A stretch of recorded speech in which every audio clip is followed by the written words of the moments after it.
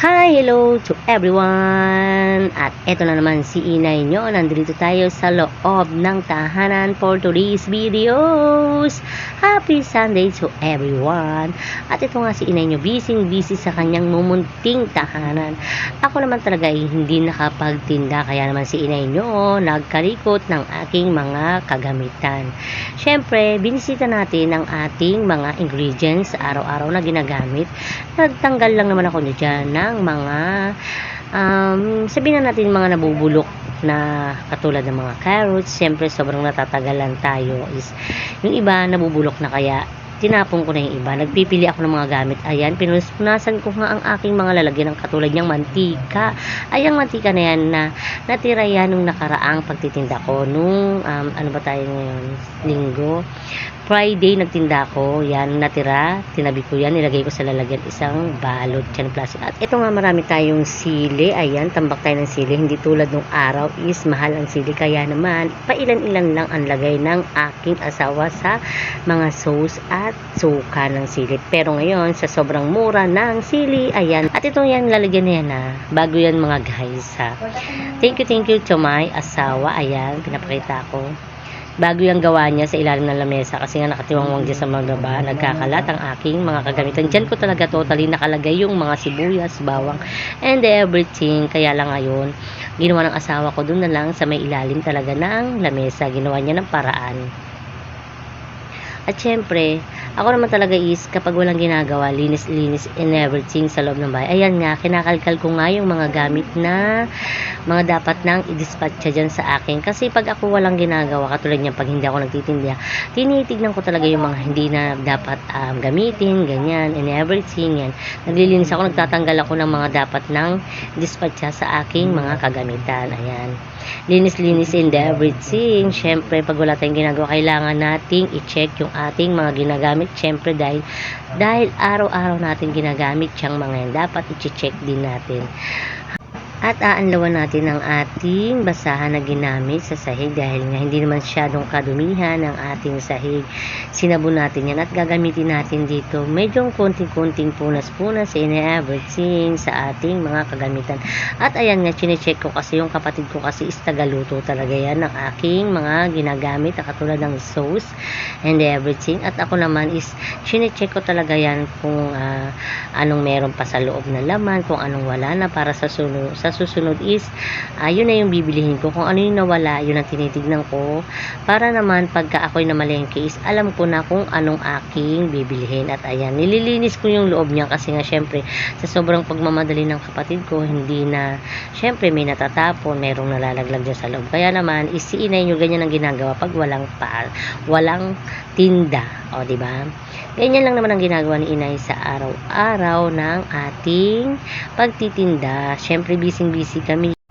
Konting punas and everything. At ayan na nga yung aking mga bagong pinamili. At tinignan ko kasi kanina, maaga ko ngayon guys namili, mga kainay. Kasi nga, pagdating ng madaling araw, pagising ko, marami pa akong ginagawa dito sa loob ng bahay, katulad yung mga 5:30 na ako minsan nakakaalis. Kaya naman ngayon naisip ko mamili ng maaga. Ayan yung mga pinamili kong baso, ayan, kasi nga pagdating ng madaling araw marami pa akong dinadaanan, kaya pag uwi namin dito is 6 na. Ayan yung aming pang sahog sa ulam, yun yung bagoong. Masarap kaya yung ulam namin, bulang lang mga kainay, sarap. Ay nako, talagang ayan yung aking mga asukal.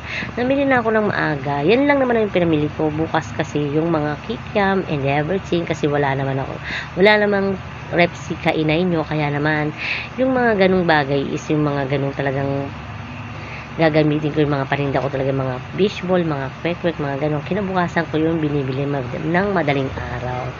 At ayan na nga guys, natapos na tayo sa isang lalagyan ng aking, at itong ilalim na lamesa yan, pupunasan natin yan kasi nga syempre sa pamamadali natin, hindi natin namamalayan, minsan may mga natatapon. Kaya ayan, punas and everything ang iyong kainay. At ayun yung lalagyan ko ng suka. Doon ako tinitimplahan ng aking jowers ng suka ng pangmaramihan.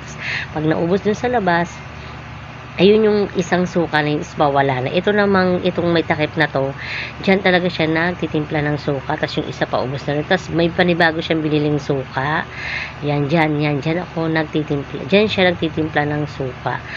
Para pag naubusan ako ng suka sa may labas, dun sa may paninda ko, dyan na lang, kuha na lang ako ng kuha, tapos lagay na lang ako ng lagay ng mga mga sibuyas, ganyan. Yan. Pati yung toyo, ganyan, binibilihan niya na rin ako. At ayan yung asin at yung mantika and the everything. At ayan, diba? Ganyan ang ginagawa ni inay kapag wala akong tinda. Chine-check ko yung aking mga gamit, kung ano na ba ang nangyari, kung ano na ba yung wala, kung anong meron pa bago tayo mamili para makamenos, or kung ano yung wala pa, yun ang ibibili natin. Ganun ang ginagawa ko sa pang-araw-araw.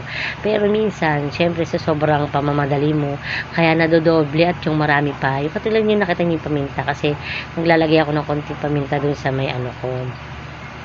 Ayan, lagi ako merong binibili noon, laging may ganun. Kaya ayan. Yang bawang na yan, yung mga carrots na yan, yung isa niya na itapon ko na kasi nga medyo nabulok na siya. Tapos yung kalamansi medyo rin talaga nabulok na siya, kaya tinapon ko na yung iba. Naglinis nga ako dyan, tinanggal.